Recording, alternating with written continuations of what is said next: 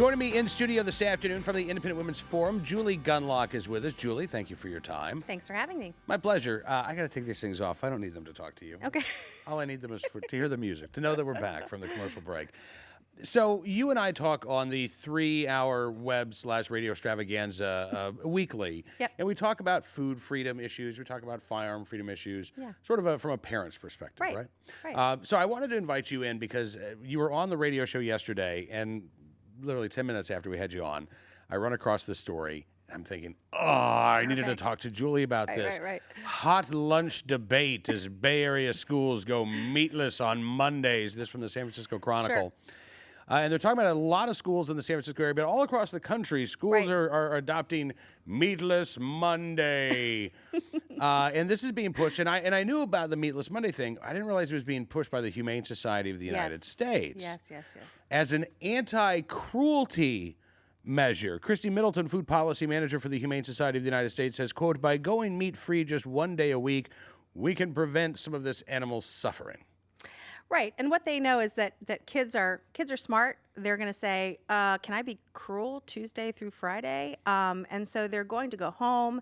They're going to tell their moms that, I don't want to eat meat because it's mean to animals. And so it's a way to push, really a plant-based diet on a lot of kids. And we've seen this before. We've seen a political agenda, a very liberal political agenda being pushed through the schools. So it's yet another thing that parents need to think about if they want this message to go home to their kids. And there is some pushback.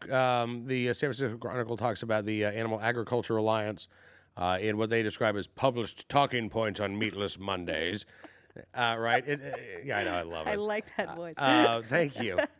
It's my serious newsman voice. Very serious. Janet Riley, the senior vice president for the American Meat Institute, which just sounds like a great organization. No kidding. A coalition of farmers, ranchers, packer processors, and others in the livestock industry says it's about choice. She says, as a parent, I want my children to have options at school. I don't want the school to take away my son's access to the complete protein that meat represents. I would say it's also about choice. It's also about access. So if HSUS is going to be in our elementary schools and in our middle schools promoting Meatless Monday, where's the space for the American Meat Institute? Right. Why the pork can't producers, the cattlemen's, the beef, association. Exactly.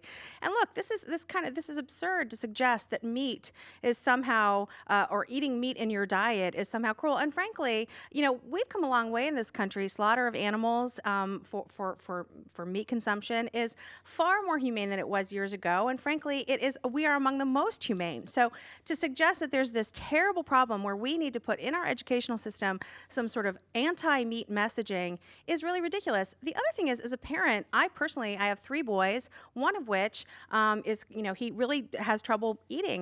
I have trouble getting him to eat, for instance, protein, which is a very important part of a child's diet.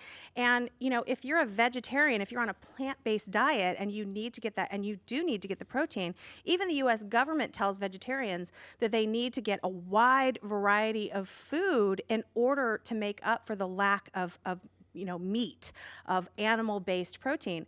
Well, kids are known for one thing when it comes to food. They're picky eaters. And a lot of kids like, just a small amount of things. They don't necessarily eat a wide variety of foods. And so this is going to make it even more difficult for parents. Speaking as a parent who has a child who has trouble eating meat, I don't need the schools making it any more difficult for me. It's my decision what my child eats.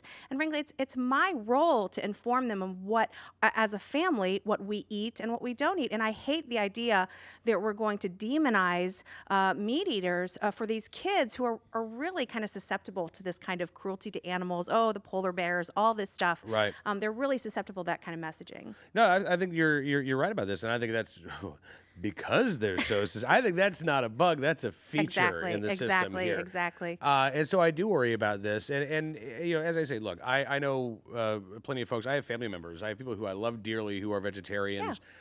For all kinds of reasons. I don't give them grief. They also don't give me grief for loving bacon and really adopting a bacon-based diet. We learn to live with each other because, again, they know that I respect the animals that I eat. They see this every day. And we are making progress, I think. But it's not about progress. It's about control. It's about deciding. It's about people other than you deciding, Julie, that you're eating too much meat and we are eating too much meat. And so we will adopt these policies Yeah. that won't, the choice architecture will be created in such a way Yes. that, yes, Julie, you will still have choice. You can choose between this salad made Right. of beets and this salad made of perhaps some pasta and legumes, but you will not have Sounds the delicious. choice to have a Right, burger. right. You know, I think a lot of parents, whether they're meat eaters, whether they're vegetarians, are also just tired of these agendas being driven in our schools. I think most parents agree that parents should make the decision about how their children are eating. They know their child's needs, they know their child's allergies, medical needs, and also preferences. And so I think so many people out there, again, whether you're a vegetarian or you know a meat eater, just kind of roll their eyes at these policies being pushed in schools. Again, it's almost to get the kids early when they're young and impressionable. So again, I think most reasonable people wish the schools would just stay out of these kinds of debates. Talking with Julie Gunlock from the Independent Women's Forum. And Julie, thank you so much for coming in studio. Thanks for having I also me. recommend, by the way, venison jerky as a great take-to-school snack on Meatless Mondays. Very nice. Yes. Yes, I agree. Just your I little agree. snack of defiance, right? Let's teach them to be pot stirrers, right? Exactly. All right, Julie, thanks again. We'll talk to you soon. Thanks.